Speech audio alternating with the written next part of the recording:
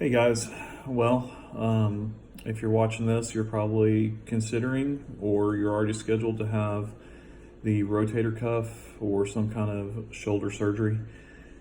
I'm 1 week post-op today, and let me just tell you, it sucks.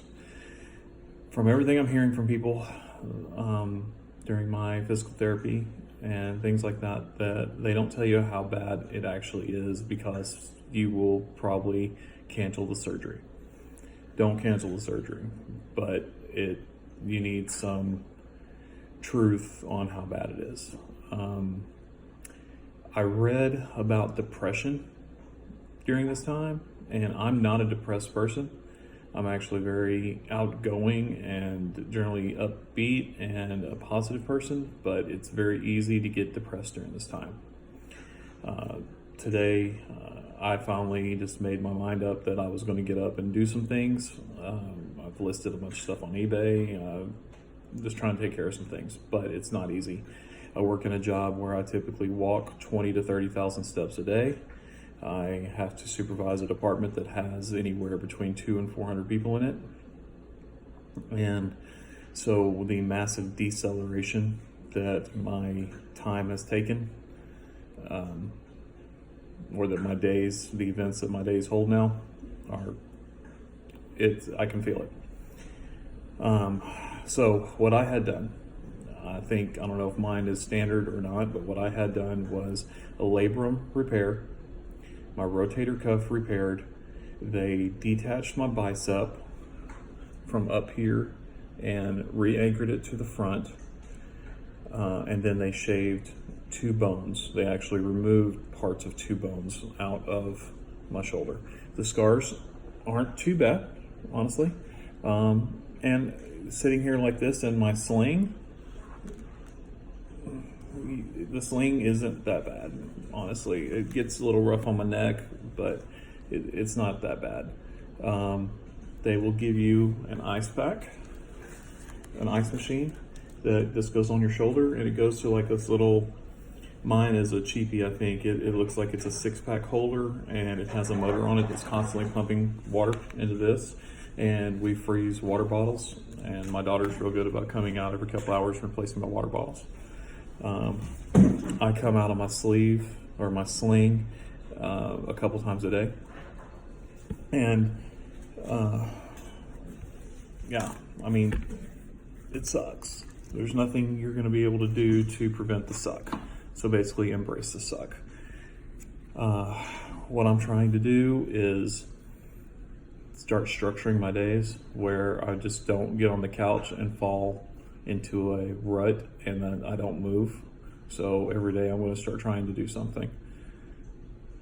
And I have physical therapy 2 times a week. I know some people have 3. They started my physical therapy 3 days after my surgery, actually. And that was basically just to tell me what to expect and see where my range of motion was. And then my surgery was last Wednesday. Today is Tuesday. And my physical therapy is every Monday and Thursday. So good luck to you if you're having the surgery. I want to try to post one of these a week and just put it out there. And I think it's kind of cathartic maybe to talk about it. Don't decide to ration your medicine. I noticed that I was starting to run out of my hydrocodone, and I decided that, okay, I'm going to ration it so I don't run out. Don't just call the doctor and tell them you need more. I'm waiting for my next prescription to be called in. They started me off with 40 of them, and they told me to take 1 pill. No, excuse me. They told me the instructions were very vague. They said take 1 or 2 pills every 4 to 6 hours.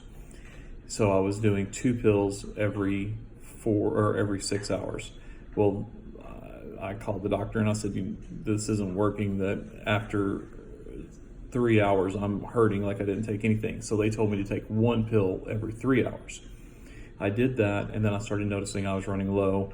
So I started trying to ration them. I started taking 1 every 6 and then 1 every 8, and then the pain had got to the point where nothing was helping. I tried to take ibuprofen. Ibuprofen was like shooting a BB at a meteorite. It just didn't help. So don't ration your pills. Take them the way the doctor says take them. You don't know better than the doctor. Constipation is a real thing. Luckily, I have a prescription of Linzess, and I haven't had to use it yet, but I'm on the verge of having to. So prepare for that. Either get some prunes, some Colace, some Fiber One, whatever you need to get. I think my situation is a little unique that my wife is gone for a week at a time. She only gets to come home Friday, Saturday, and then she leaves Sunday to go back to where she's working at right now. So it's me and my 13-year-old daughter. She's a teenager, so she's in her room most of the time. So it's me and the dogs. I'm sleeping is non-existent. You'll sleep for maybe an hour and a half to 2 hours at a time, and need to get up and readjust. You have to sleep in the sling. You don't have a choice. And I'm sleeping on the Chase lounge of the couch, and basically what I do is put pillows next to me, and when it's time to go to sleep, just fall over. That's all you can do. Don't shrug like that. That doesn't feel nice. Last night, I think I probably set myself back a little bit. I took my sling off, and instead of being sedentary the way that I try to do when I take the sling off and just do some passive movement with my arm, I went to help my daughter get something to eat, and stuff fell out of the refrigerator, and I tried to catch it. And the pain was so bad I almost threw up. So I have physical therapy again on Thursday. I'm probably not going to tell her what I did unless my range of motion isn't where it's supposed to be. Then I'll confess my sins. But yeah, it sucks.